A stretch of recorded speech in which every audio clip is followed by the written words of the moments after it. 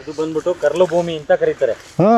Sir ಇದು ಕರ್ಲು ಭೂಮಿನ 30 ವರ್ಷದಿಂದ ಇಲ್ಲಿ ಬೆಳೆ ಮಾಡಿಲ್ಲ. ಈಗ ನಾನು ನಿಂತಿದ್ದೀನಿ ಸ್ಪಾಟ್ ಅಲ್ಲಿ 30 ವರ್ಷದಿಂದ ನಾನು ಹುಟ್ಟಿದಾಗಿಂದಲೂ ಬೆಳೆ ಮಾಡಿಲ್ಲ. ಇದೆಲ್ಲ ಬಿಟ್ಟಿದ್ದ ಜಾಗ ಇದು. ಈಗ ನಾನು ಬಂದು ತೋಟ ಮಾಡೀನಿ. 30 ಗೆದ್ದಿದೆ ನೋಡಿ, ಗೆದ್ದೋಳ ಇದೆಯಲ್ಲ ಇಲ್ಲಿ ನೋಡಿ. ಇದೇನಾಗಿದೆ ಅಂದ್ರೆ ಇದನ್ನ ತಿಂತಿದ್ದೀನಿ ಗೆದ್ದು ನೋಡಿ. ಇದನ್ನ ತಿಂದು ಇದು ತಿಂದ್ಮೇಲೆ ಏರ್ಲೇಬೇಕು. ಹೌದು, ಅದೆಲ್ಲಿಗೆ ಹೋತು? ಭೂಮಿಗೆ ಹೋತು. ಆಮೇಲೆ ಇದು ಹೋಲ್ಸ್ ಮಾಡುತ್ತೆ ಗೆದ್ಲುಳ, ಎರೆಹುಳ. ಹೋಲ್ಸ್ ಮಾಡಿದಾಗ ಮಳೆ ಬಂದ ನೀರು ಏನಾಗುತ್ತೆ, ಅರಿಯಲ್ಲ, ಒಳಗೆ ಹೋಗುತ್ತೆ. ನೋಡಿರೋ ಪ್ರಕಾರ ಇದಕ್ಕೆ ಯಾವುದೇ ಕಾರಣಕ್ಕೂ ಪೆಸ್ಟಿಸೈಡ್ಸ್ಗಳನ್ನ ಸ್ಪ್ರೇ ಮಾಡಿದಷ್ಟು ನಮ್ಮ ಭೂಮಿಗೆ ಹಾನಿಕಾರಕ ಆಗುತ್ತೆ, ಮಣ್ಣಿಗೆ ಹಾನಿಕಾರಕ ಆಗುತ್ತೆ. ಚೆನ್ನಾಗಿ ಬಹಳ ಕಳೆ ಬರ್ತಾ ಇದೆ, ಫಲವತ್ತತೆ ಗಿಡ ಬೆಳೀತದೆ. ಕಳೆ ಗಿಡ ಅಂತಂದ್ರೆ ನಿಮ್ ಭೂಮಿ ಫಲವತ್ತತೆಗಿದೆ ಅಂತ ನಿಮ್ನ ಅಡಾಪ್ಟ್ ಮಾಡ್ಕೊಂಡಿದೀವಿ. ಎಷ್ಟು ಕಡಿಮೆಯಲ್ಲಿ ಜಾಸ್ತಿ ಬೆಳೆಬೇಕು ನಮಗೆ, ಇದು ಇಂಪಾರ್ಟೆಂಟ್ ಆಗಿ ಮೈಂಡ್ ಅಲ್ಲಿ ಇಟ್ಕೊಂಡು ಮಾಡಿರ ಸರ್. ಮಂಜಣ್ಣವ್ರ ಏನ್ ಪಪ್ಪಾಯಿ ಗಿಡಗಳು ಎಷ್ಟು ಹಾಕಿದಿರಪ್ಪ? ಸರ್ ಪಪ್ಪಾಯಿ ಗಿಡ ಅಲ್ಲೆಲ್ಲ ಹಾಕಿದ್ವಿ, ಬಿಟ್ಟಿದೆ ಫಸಲು. ಪಪ್ಪಾಯಿ ಗಿಡಗಳು ಏನಂದ್ರೆ ತಿನ್ನಕ್ಕೋಸ್ಕರ ಬಂದವರು ನಿಮ್ಮಂತವ್ರು ಬಂದ್ರಿ, ನೀವು ಬಿಸಿಲಾಗಿದೆ, ನಾವು ಟೀ ಕುಡಿಯಲ್ಲ, ಕಾಫಿ ಕುಡಿಯಲ್ಲ ಅಂದಾಗ ಹಣ್ಣಂತೂ ತಿನ್ನಲ್ಲ ಅನ್ನಂಗಿಲ್ಲ. ಅದಕ್ಕೋಸ್ಕರ ಎಲ್ಲಾ ಕಡೆನೂ ಅಲ್ಲಲ್ಲೇ ಹಣ್ಣಿನ ಗಿಡಗಳು ಹಾಕಿವಿ, ಪಪ್ಪಾಯಿ ಗಿಡಗಳೆಲ್ಲ. ಈಗ ನಾವು ಬೇಗ ಬರ್ತಾವಲ್ಲ ನೋಡಿ. ಇಲ್ಲಿ ಪೂರ್ತಿ ನಿಮ್ದು ಜಿಗ್ಜಾಗ್ ಸಿಸ್ಟಮ್ ಎಲ್ಲ ಜಿಗ್ಜಾಗ್ ಸಿಸ್ಟಮ್ ಸೂಪರ್ ಆಗಿದೆ ಕಣ್ರಿ. ನೋಡಿ ಆಮೇಲೆ ಅಡಿಕೆ ಸಸಿಗಳು ಕೂಡ ಅದ್ಭುತವಾಗಿ ಬಂದಿದಾವಪ್ಪ ಜಿಗ್ಜಾಗ್ ಅಲ್ಲೂ. ಸರ್ 2.5 ವರ್ಷ ಇದೆ. ನಾನು ಹೇಳೋದು ಈ ಸಿಸ್ಟಮೇ ಬೆಸ್ಟು. ಈ ಸಿಸ್ಟಮ್ ಬೆಸ್ಟು. ನೀವು ಯಾಕೆಂದ್ರೆ 1 ಎಕರೆಯಲ್ಲಿ 2 ಎಕರೆ ಸರ್, 1 ಎಕರೆಯಲ್ಲಿ 1 ಎಕರೆ 30 ಗುಂಟೆಗೆ ಏನ್ ಬೆಳಿತಾರಲ್ಲ ಅಷ್ಟು ಬೆಳಿಬಹುದು. ಮತ್ತೆ ಇದನ್ನ ಬೆಳಿಬೇಕಾದ್ರೆ ಬಾರ್ಡರ್ ಸಿಸ್ಟಮ್, ನೀವು ಒಂದು ಸಿಸ್ಟಮ್ ಚೇಂಜ್ ಮಾಡ್ಕೋಬೇಕು. ನೀವು ಈ ಜಿಗ್ಜಾಗ್ ಮಾಡಿದ್ರಲ್ಲ, ನೀವು ಲಾಸ್ಟಿಗೆ ಬೇಲಿ ಹಾಕಕ್ಕಾಗೋದಿಲ್ಲ, ಬಿಸಿಲು ಬೀಳುತ್ತೆ. ಬಿಸಿಲು ಬಿದ್ದಾಗ ಅಡಿಕೆ ಗಿಡ ಏನಾಗುತ್ತೆ ಅಂದ್ರೆ ಒಂದೇ ಕಡೆ ಸುಟ್ಟಂಗಾಗಿ ಸಿಪ್ಪ ಸುಲಿ. ಹೌದೌದು. ಅದಕ್ಕೆ ಏನ್ ಮಾಡ್ಬೇಕು ಅಂದ್ರೆ ಗಿಡ ಎಷ್ಟು ಹತ್ರ ಇರುತ್ತಲ್ಲ ಬಿಸಿಲನ್ನ ಅವಾಯ್ಡ್ ಮಾಡುತ್ತೆ. ಬನ್ನಿ ಇಲ್ಲಿ ತೋರಿಸ್ತೀನಿ. ಇದು ಗಿಡಗಳು ಹತ್ರ ಇದ್ರೆ ಬಿಸಿಲು ಅವಾಯ್ಡ್ ಆಗುತ್ತೆ. ಇಲ್ಲಿ ನೋಡಿ, ಇಲ್ಲಿಂದ ನೋಡಿ, ಇಲ್ಲಿ ನಾನು 3.5 ಅಡಿಗೆ ಒಂದು ಹಾಕಿನಿ ನೋಡಿ. 3.5 ಅಡಿಗೆ ಒಂದು 3.5 ಅಡಿಗೆ ಒಂದು ಹಾಕಿನಿ ನೋಡಿ. ಬನ್ನಿ. ಆದ್ರೂ ಅದ್ಭುತವಾಗಿ ಬಂದಿದ್ದಾವಲ್ರಿ, ಸೂಪರ್ ಆಗಿದಾವೆ ನೋಡಿ. 3.5 ಅಡಿಗೆ ಒಂದು ಏಕ ಹಾಕಿದೀನಿ. ಇದ್ರೊಳಗೆ ಇಲ್ಲಿ ಬಾಳೆ ಹಾಕಿದೀನಿ ನೋಡಿ. ಗಿಡಗಳು ಯಾವ ಏನಾರ ಫೇಲ್ ಆಗಿದಾವ? ಇಲ್ಲಲ್ಲ, ಅದ್ಭುತವಾಗಿ ಬಂದಿದಾವಲ್ಲ. ಇಲ್ಲೇ ಬನ್ನಿ. ಇದೇ ಬದುನಲ್ಲಿ ಮತ್ತೆ ಚಕ್ಕೆ ಹಾಕಿದೀನಿ. ಇದು ನೋಡಿ ಚಕ್ಕೆ ಗಿಡ, ಇದು ಏಕ. ಇದು ಚಕ್ಕೆ ಗಿಡನಾ? ಚಕ್ಕೆ ಗಿಡ ಇದು. Very good, super. 2 ವರ್ಷದ ಗಿಡ. ಅದು ಚಕ್ಕೆ, ಎಲ್ಲ ಚಕ್ಕೆ. ಇಲ್ಲಿ ಚಕ್ಕೆ, ಇದು ಚಕ್ಕೆ, ಅದು ಚಕ್ಕೆ. ಇದು ನೋಡಿ, ಇದನ್ನ ಪಲಾವ್ ಎಲೆ ಅಂತಾರಲ್ಲ, ಇದೇ ಎಲೆ. ರೈಟ್ ನೋಡ್ರಿ. ನೋಡಿ, ಇದು ನೀವು ಯಾವ ಬದುಗಳನ್ನೂ ವೇಸ್ಟ್ ಮಾಡ್ಲಲ್ಲಪ್ಪ ಅಲ್ವಾ? ವೇಸ್ಟ್ ಮಾಡ್ರೆ ಮತ್ತೇನೈತಿ? ನಮ್ಮ ಜನ ನಾವು ಎಲ್ಲ ಕಲಿಯೋದು ಬಹಳ ಇದೆ ಮಂಜಣ್ಣರೇ. ಅಲ್ಲಲ್ಲ, ಈಗ ಇಂಪಾರ್ಟೆಂಟ್ ಅದ್ರಲ್ಲಿ ಏನಾಗಿರುತ್ತೆ, ಬೇರು ಬದುನ ಬಿಗಿಯಾಗಿ ಹಿಡಿಯುತ್ತೆ, ನಮಗೆ ಜಾಗ ವೇಸ್ಟ್ ಆಗಂಗಿಲ್ಲ. ಎಲ್ಲಾ ಕಡೆ ಕಮರ್ಷಿಯಲ್. ಖಂಡಿತ. ಈಗ ನಾವು ಬಿಸ್ನೆಸ್ ತರ ಈ ಕೃಷಿನ ಅಡಾಪ್ಟ್ ಮಾಡ್ಕೊಂಡಿದೀವಿ. ಎಷ್ಟು ಕಡಿಮೆಯಲ್ಲಿ ಜಾಸ್ತಿ ಬೆಳೆಬೇಕು ನಮಗೆ, ಇದು ಇಂಪಾರ್ಟೆಂಟ್ ಆಗಿ ಮೈಂಡ್ ಅಲ್ಲಿ ಇಟ್ಕೊಂಡು ಮಾಡಿರ ಸರ್. ನಮ್ ರೈತರ ತಲೆಗೇನೋ ಬದು ಐತಿ, ಒಂದ್ ಹಸು ಮೇಯಿಸ್ಕೊಂಡೆ, ಸಂಜೆ ಬಂದೆ ಊಟ ಮಾಡಿದೆ, ಮಲಗಿದ್ದೆ. ನಮ್ದು ಹಸುನು ಮೇಯ್ತು, ಅಲ್ಲಿ ಗಿಡನು ಬೆಳೀತು.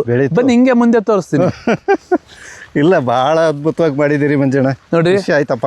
ಇದು ಕಿತ್ಲೆ ಇಲ್ಲಿ ಇವ್ರು ನಮ್ಮ ಮಗ ಬಾರಪ್ಪ, ಅವ್ರಿಗೊಂಚೂರು ಹೇಳ್ಕೊಡ. ಅವ್ರು ಹೇಳವ್ರು ನೋಡು.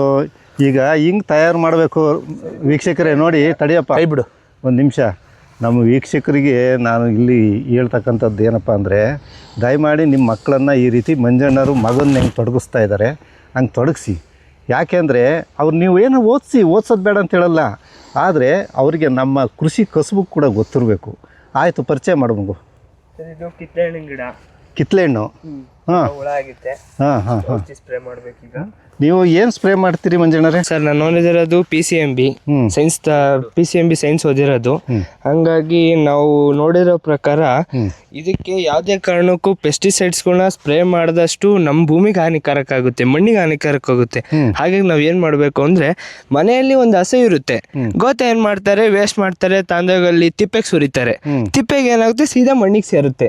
ಆ ಕೆಲಸ ಮಾಡೋದನ್ನ ಬಿಟ್ಟು ಅದಕ್ಕೊಂದು, ಅದು ಓವರ್ ಹೀಟ್ ಇರುತ್ತೆ, ಗೋತೆ ಆಲ್ಮೋಸ್ಟ್ ಓವರ್ ಹೀಟ್ ಇರುತ್ತೆ. ಅದಕ್ಕೊಂದು 10% ನೀರು ಹಾಕಿದ್ರೆ ಅದು ಒಂದು ಸ್ವಲ್ಪ ಲಿಮಿಟ್ ಆಗುತ್ತೆ.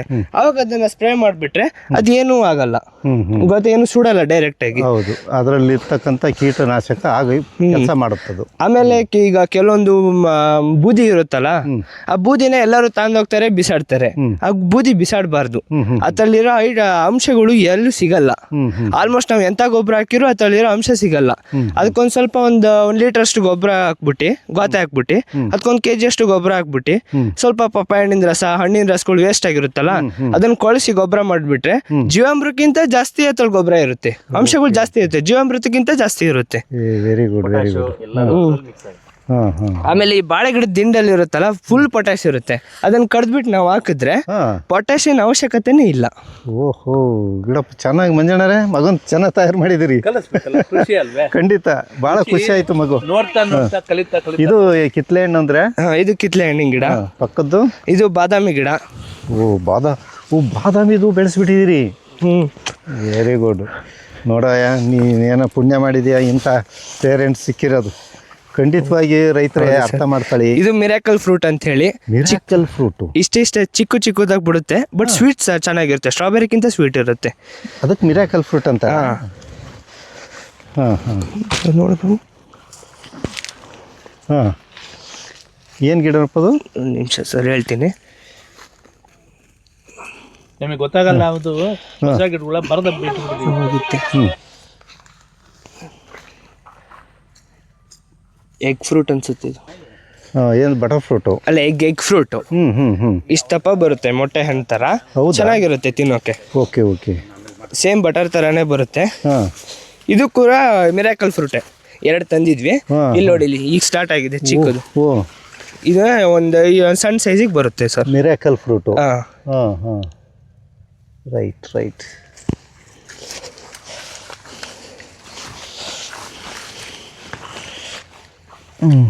ಅಲ್ಲ ಕಲ್ಲು ನೆಲವನ್ನ ಮಂಜಣ್ಣರ ಹೆಂಗ್ ಮಾಡಿ. ಇದು ಮಿಲ್ಕ್ ಫ್ರೂಟ್ ಸರ್. ಇದು ಮಿಲ್ಕ್ ಫ್ರೂಟು. ಹಾಂ ಮಿಲ್ಕ್ ಫ್ರೂಟ್ ಮಿಲ್ಕ್ ಫ್ರೂಟು.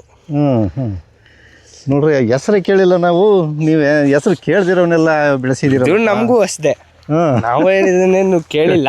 ಖಂಡಿತ ತಂದು ಹಾಕಿ. ಆದರೆ ನಿಜ ಹೇಳ್ತೀನಿ, ಈ ಕೆಲಸನ ಕಲ್ಲು ಭೂಮಿನ ಹೆಂಗ್ ಪರಿವರ್ತನೆ ಮಾಡಿದಿರಿ ನೋಡ್ರಿ. ಎಲ್ಲ ಕಲ್ಲೆಲ್ಲ ಬದುಗಳಲ್ಲಿ ಕಾಣ್ತಾ ಇದೆಯಲ್ಲ.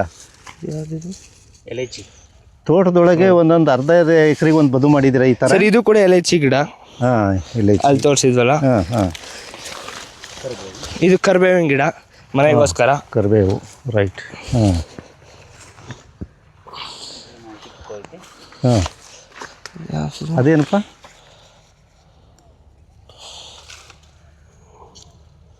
ಇದು ಅನ್ಸುತ್ತೆ ವಾಟರ್ ಆ್ಯಪಲ್. Water apple. ಹ್ಞೂ ಹ್ಞೂ.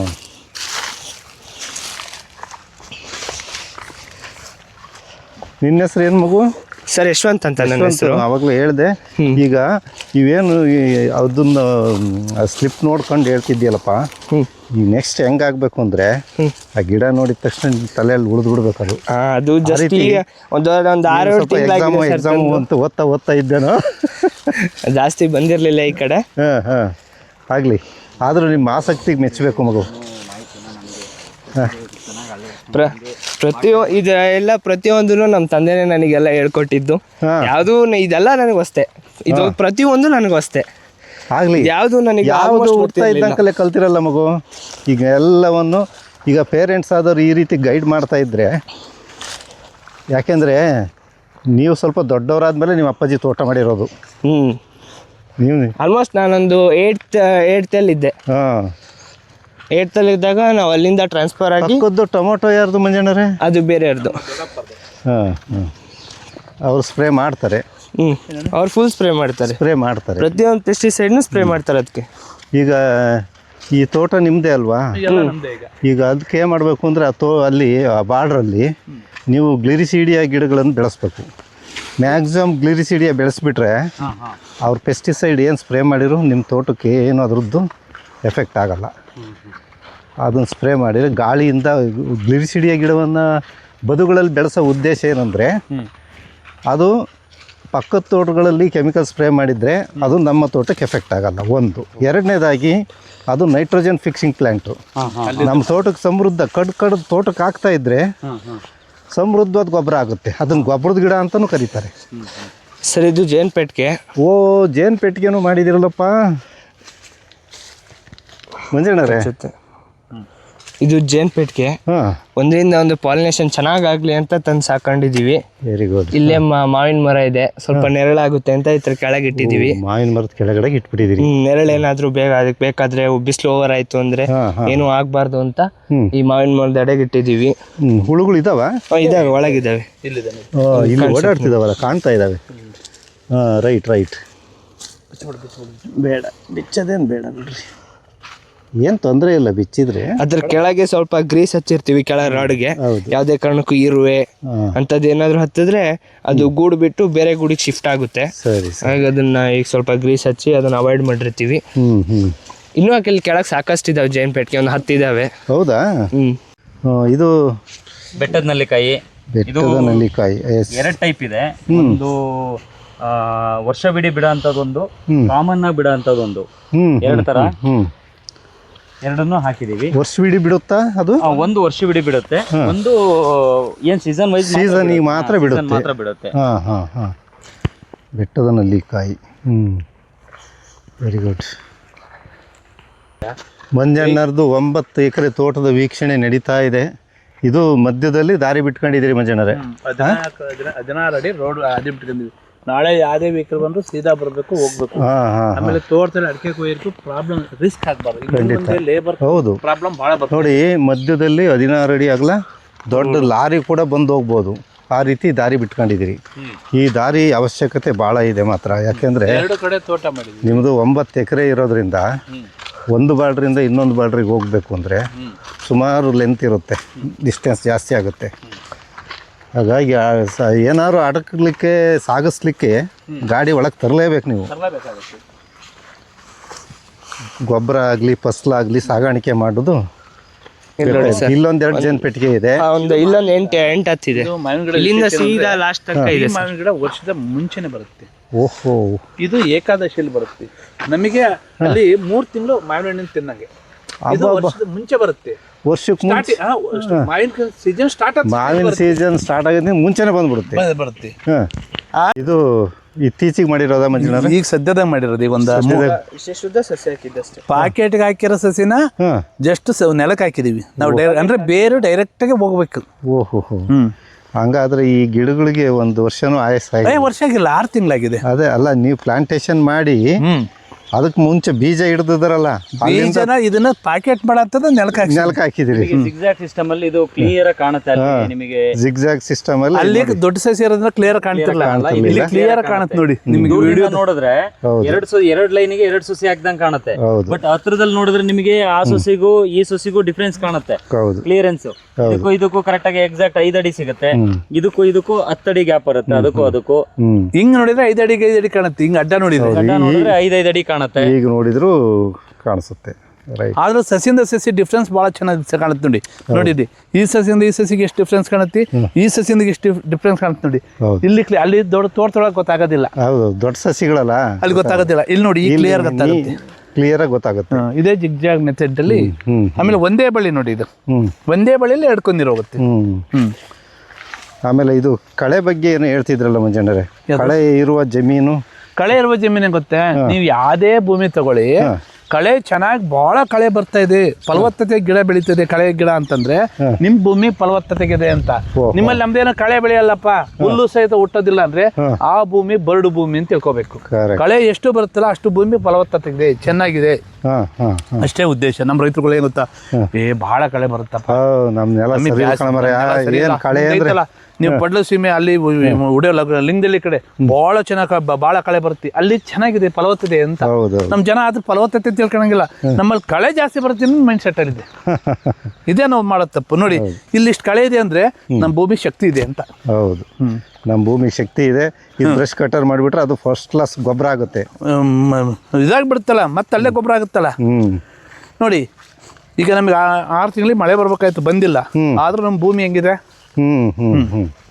ಇದು ಬಂದ್ಬಿಟ್ಟು ಕರ್ಲು ಭೂಮಿ ಅಂತ ಕರೀತಾರೆ. ಸರ್, ಇದು ಕರ್ಲು ಭೂಮಿನ 30 ವರ್ಷದಿಂದ ಇಲ್ಲಿ ಬೆಳೆ ಮಾಡಿಲ್ಲ. ಈಗ ನಾನು ನಿಂತಿದ್ದೀನಿ ಈ ಸ್ಪಾಟ್ ಅಲ್ಲಿ. 30 ವರ್ಷದಿಂದ ನಾನು ಹುಟ್ಟಿದಾಗಿಂದಲೂ ಬೆಳೆ ಮಾಡಿಲ್ಲ. ಇದೆಲ್ಲ ಬಿಟ್ಟಿದ್ದ ಜಾಗ ಇದು. ಈಗ ನಾನು ಬಂದು ತೋಟ ಮಾಡೀನಿ 30 ವರ್ಷಕ್ಕಿಂತ ಈ ವರ್ಷ ಅಲ್ಲ. ಹಬ್ಬ ಇದು ಯಾಕೆ ಬೆಳೆ ಮಾಡಿರ್ಲಿಲ್ಲ? ಇದೇ ನೋಡಿ, ಇಲ್ಲಿ ಬರ್ರಿ, ಈ ಭೂಮಿ ನೋಡಿ ಬರ್ರಿ, ಇದೇ ಪಕ್ಕದ್ದು ಇದೇ ನಮ್ಮ ಅಣ್ಣವ್ರದ್ದು. ಇದು ಅವ್ರು ಬಿಟ್ಟಿದ್ದಾರೆ ನೋಡಿ. ಎಕ್ಸಾಂಪಲ್ ಒಂದೇ ಇದು ಎಲ್ಲ ಒಂದೇ ಒಂದು ಸರ್ವೆ ನಂಬರು. ಈ ರೀತಿ ಆಳು ಬಿದ್ದಿರೋ ಭೂಮಿಲೇ ನೀವು ಇದೇ ಆಳು ಬಿದ್ದಿರೋ ಭೂಮಿ, ಇದೇ ನನ್ನ ಭೂಮಿ. ಇದು ನಾನು ಮಾಡಿದ್ದೀನಿ. ಅವ್ರು ನೋಡಿ ವೀಕ್ಷಕರೇ, ಇದು ಕರ್ಲು ಭೂಮಿ, ಚೌಳು ಮಣ್ಣು ಅಂತಾರೆ ಅಲ್ವಾ, ಸೌಳು ಮಣ್ಣು ಅಂತ ಹೇಳ್ತಾರೆ. ಇಲ್ಲಿ ಏನು ಬೆಳೆಯಲ್ಲ ಅಂತ ಜನ ಬೆಳೆಯೋದಕ್ಕೆ ಹೋಗಲ್ಲ ನೋಡಿ. ಆದರೆ ನಮ್ಮ ಮಂಜುನಾಥ್ ಅವರು ಈ ಕಡೆಗೆ ನೋಡ್ರಿ ಸಮೃದ್ಧವಾದ ಅಡಿಕೆ ತೋಟ ಮಾಡಿದ್ದಾರೆ. ಏನು 1 ವರ್ಷದ ಇದು ಗಿಡ? ಇದು ಒಂದು ಕಾಲು ವರ್ಷ, 1.25 ವರ್ಷದ ಅಡಿಕೆ ಸಸಿಗಳು ಇದ್ದಾವೆ. ನೋಡಿ, ಸಾಲಿಡ್ ಭೂಮಿಗೂ ಇಲ್ಲಿಗೂ ಸ್ವಲ್ಪ ಡಿಫ್ರೆನ್ಸ್ ಬರುತ್ತೆ. ಅಲ್ಲಿ ಡಿಫ್ರೆನ್ಸ್ ಬರುತ್ತೆ. ಎಕ್ಸ್ಪೆರಿಮೆಂಟ್ ಮಾಡೋದೊಂದು ಇರುತ್ತೆ, ಎಕ್ಸ್ಪೆರಿಮೆಂಟ್ ಮಾಡ್ತಾ ಇದೀವಿ. ಈಗ ಇದು ಏನು ವಿಶೇಷದ ಕ್ರಮ ತಗೊಂಡ್ರಿ ಇದ್ರಲ್ಲಿ? ಸರ್, ಇದ್ರಲ್ಲಿ ಏನು ಮಾಡಿದ್ದೀನಿ ಅಂದರೆ ಬರ್ತಕ್ಕಂಥ ಏನು ಈ ವೇಸ್ಟ್ ನೆಲ ಇದೆಯಲ್ಲ, ಇದಕ್ಕೆ ನೋಡಿ, ಇಲ್ಲಿ ನಾನು ಏನು ಇಲ್ಲಿ ನೋಡಿ, ಇಲ್ಲಿ ಗೆದ್ದಿದೆ ನೋಡಿ, ಗೆದ್ದೊಳ ಇದೆಯಲ್ಲ, ಇಲ್ಲಿ ನೋಡಿ ಇದೇನಾಗಿದೆ ಅಂದರೆ ಇದನ್ನ ತಿಂತಿದ್ದೇನೆ ಗೆದ್ದು ನೋಡಿ. ಇದನ್ನ ತಿಂದು ಇದು ತಿಂದ್ಮೇಲೆ ಏರ್ಲೇಬೇಕು. ಹೌದು, ಅದೆಲ್ಲಿಗೆ ಹೋಯ್ತು? ಭೂಮಿಗೆ ಹೋಯ್ತು. ಆಮೇಲೆ ಇದು ಹೋಲ್ಸ್ ಮಾಡುತ್ತೆ ಗೆದ್ದುಳ, ಎರೆಹುಳ. ಹೋಲ್ಸ್ ಮಾಡಿದಾಗ ಮಳೆ ಬಂದ ನೀರು ಏನಾಗುತ್ತೆ, ಅರಿಯಲ್ಲ, ಒಳಗೆ ಹೋಗುತ್ತೆ. ಆಮೇಲೆ ಇದು ಒಳಗೆ ಹೋಗಿದ್ದು ಏನು ಹುಳ ಏನ್ ಮಾಡುತ್ತೆ, ಅಲ್ಲಿ ಉಚ್ಚೋಗಿತ್ತು ಮಣ್ಣಿಗೆ. ಹೌದು, ಅದು ಒಂದು ಪೋಷಕಾಂಶ. ಆ ಪೋಷಕಾಂಶ ನಮ್ಮ ತಂತು ಬೇರೆ ಹೋಗ್ತವೆ. ಅವಾಗ ಆದಷ್ಟು 50% ಗಿಡ ಡೆವಲಪ್ಮೆಂಟ್ ಆಗುತ್ತೆ. ಖಂಡಿತ ಅದು ಒಂದು. ಮತ್ತು ನೀವು ಬೇರೆ ಏನಾದ್ರು ಕ್ರಮ ವಹಿಸಿದ್ದೀರಾ? ಮಣ್ಣನ್ನು ಪಾಲು ಇದನ್ನ ಬೆಳೆ ಬೆಳಿಲಿಕ್ಕೆ ಪರಿವರ್ತನೆ ಏನಾದ್ರು ಮಾಡಿದ್ರೆ? ಬೇರೆ ಕಡೆಯಿಂದ ಮಣ್ಣು ತಂದು ಹಾಕಿ ಅದನ್ನ ಕಡಿಮೆ ಅಂತೂ ಮಾಡಬಾರ್ದು. ಒಂದು ಇಂಪಾರ್ಟೆಂಟ್ ಏನಂದ್ರೆ, ಬರೀ ತಿಳಿ ಬಂದಿರತ್ತಲ್ಲ, ತಿಳಿ ಬಂದಿರೋದು ಏನಾಗುತ್ತೆ, ನಿಮಗೆ ಕ್ರಾಫ್ಟ್ 1 or 2 years ನಿಮಗೆ ತುಂಬಾ ಚೆನ್ನಾಗಿ ಕ್ರಾಫ್ಟ್ ಬಂದ್ಬಿಡುತ್ತೆ. ಆಮೇಲೆ ಆಟೋಮೆಟಿಕ್ ಅದೆಲ್ಲ ಕಂಪ್ಲೀಟ್ಲಿ ಈ ಮರಳು ತರ ಆಗ್ಬಿಡುತ್ತೆ. ಅವಾಗ ಏನಾಗುತ್ತೆ, ನಿಮಗೆ ಬೇರೆ ಸ್ಟ್ರಾಂಗ್ ಆಗಿರುತ್ತೆ. ಮರಳು ತರ ಆದ ತಕ್ಷಣ ಮತ್ತೆ ಅದು ಪೋಷಕಾಂಶ ಕಡಿಮೆ ಆಗುತ್ತೆ. ಇಲ್ಲಿ ಇರೋದ್ರಲ್ಲೇ ಮಣ್ಣನ್ನ ಮ್ಯಾಕ್ಸಿಮಮ್ ಫಲವತ್ತತೆ ಇದನ್ನೇ ಮಾಡ್ತಾ ಹೋಗ್ಬೇಕು. ಮ್ಯಾಕ್ಸಿಮಮ್ ನಮ್ ತೋಟದಲ್ಲಿ ಇರೋಂತ ಫಲವತ್ತತೆನ ನಾವು ಹೊರಗಡೆ ಬಿಡದಂಗೆ ನೋಡ್ಕೊಂಡ್ರೆ ಸಾಕು. ಬಿದ್ದಿದ್ ಮಳೆ ಎಷ್ಟ್ ಬೇಕು ಅಷ್ಟೇ ಸಾಕಾಗುತ್ತೆ. ಈಗ ಕಾಡಲ್ಲಿ ಹೋಗ್ಬಿಟ್ಟು ನೀವು ಯಾವ್ದಕ್ಕೂ ಒಂದ್ ಇಡೀ ಗೊಬ್ಬರ ಹಾಕಲ್ಲ, ಏನು ಮಾಡಲ್ಲ. ಬೇಗ ಮಳೆ ಬರುತ್ತೆ, ಅದಕ್ಕೆ ಬೇಕಾಗಿರೋಂಥದ್ದು ಚೆನ್ನಾಗಿ ತಗೊಳತ್ತೆ. ಇಲ್ಲಿಗಿಂತನೂ ಸಾಲಿಡ್ ಆಗಿ ಬರುತ್ತೆ. ಇಂಪಾರ್ಟೆಂಟ್ ಏನು, ಬಿಸಿಲು ಬೀಳಬಾರ್ದು, ಮಳೆ ನೀರು ನೇರವಾಗಿ ಬೀಳಬಾರ್ದು. ಅದನ್ನ ಎಷ್ಟು ಕಡಿಮೆ ಬೀಳುತ್ತೋ ಅಷ್ಟು ಸಖತ್ ಸೂಕ್ಷ್ಮಾಣು ಜೀವಿಗಳು ಒಳಗಡೆಯಿಂದ ಕ್ರಿಯೇಟ್ ಆಗುತ್ತೆ. ಈಗ ನಾವು ಸಿಕ್ತು ತೋಟದ ಕೆರೆಯಿಂದ ಒಂದ್ 500 ಲೋಡ್ ಹೊಡ್ಕೊಂಡ್ವಿ, ಇದಕ್ಕೆ 1 ಅಡಿ ಮಠ ಮಾಡಿದ್ವಿ. ಮಠ ಮಾಡಿದ್ಮೇಲೆ ಏನಾಗುತ್ತೆ, 2 ವರ್ಷ ಚೆನ್ನಾಗಿರುತ್ತೆ. 3ನೇ ವರ್ಷ ತೋಟ ಆಟೋಮೆಟಿಕ್ ಡೌನ್ ಆಗ್ತಾ ಹೋಗುತ್ತೆ. ಮತ್ತು 3ನೇ ವರ್ಷಕ್ಕೆ ನಾವು ಮತ್ತೆ ಹೊರಗಡೆಯಿಂದ ಮಣ್ಣು ಹೊಡಿತಾನೆ ಇರಬೇಕು. ಈಗ ಏನಾಗುತ್ತೆ, ನಾವು ಲೇಬರ್ ಕಾಸ್ಟ್ ಕಡಿಮೆ ಮಾಡಬೇಕು, ಕ್ರಾಫ್ಟ್ ವೈಸ್ ಜಾಸ್ತಿ ಬರಬೇಕು.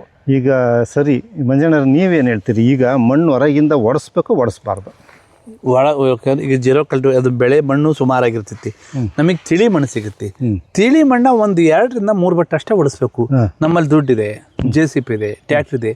2 ಅಡಿ ಒಡಿಸೋದ್ರಿಂದವ ಆ ಬೇರು ಅಲ್ಲಿ ಬರೋದಕ್ಕೆ ಗಿಡ ಫೇಲ್ ಆಗುತ್ತೆ. ಕೆಲವೊಂದು ಫೇಲ್ ಆಗಿರೋ ತೋಟಗಳು ನಾನು ವೀಕ್ಷಣೆಗೆ ಹೋದ ನೋಡಿದ್ದೀನಿ. ಅಲ್ಲ, ಈಗ ಹೊರಗಿಂದ ಮಣ್ಣು ತರ್ತಾರಲ್ಲ, ಆ ಮಣ್ಣಿನ ಬಗ್ಗೆ ನಿಮ್ಗೆ ಅಭಿಪ್ರಾಯ? ನನಗೆ ಅನ್ಸಿದ ಮಟ್ಟಿಗೆ ಏನ್ ಗೊತ್ತಾ, ನಮ್ಮಲ್ಲೇ ಸಿಗುತ್ತೆ ಗೊಬ್ಬರ, ನಮ್ಮಲ್ಲೇ ತಯಾರು ಮಾಡ್ಕೋದು. ಬನ್ನಿ ಇಲ್ಲಿ ಏನಾಗುತ್ತೆ, ನಮ್ ಜನ ಇದನ್ನ ನೋಡಿ, ಇಲ್ಲಿ ಇದನ್ನ ಏನ್ ಮಾಡ್ತಾರೆ, ಇದನ್ನ ಅಷ್ಟು ಕಿತ್ಕೊಂಡು ಹೋಗ್ಬಿಟ್ಟು ಇದನ್ನ ಸುಟ್ಟು ಬಿಡ್ತಾರೆ.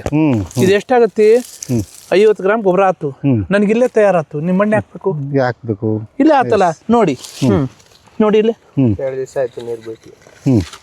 ಮಣ್ಣು ಯಾವಾಗ್ಲೂ ನೀರು ಯಾವ್ದಕ್ ಬಿಡೋದು ಅಂದ್ರೆ, ಒಂದ್ಸರಿ ಇಚ್ಚಿಕ್ರಿ ಕೆಳಗಾಕಿ, ನೀರ್ ಬೇಡ, ಇಡೀ ಬರ್ಲಿಲ್ಲ ಮಣ್ಣು, ಉಂಡೆ ಕಟ್ಲಿಲ್ಲ, ಅವ ನೀರ್ ಬಿಡಿ.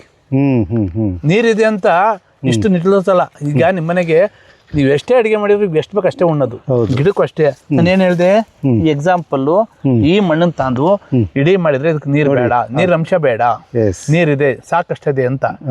ನೀವು ಇದನ್ನ ಇದು ಇಡೀ ಉಂಡೆ ಆಗ್ಲಿಲ್ಲ, ಅವಾಗ ಮಾತ್ರ ನೀರಿನ ಅವಶ್ಯಕತೆ ಇದೆ.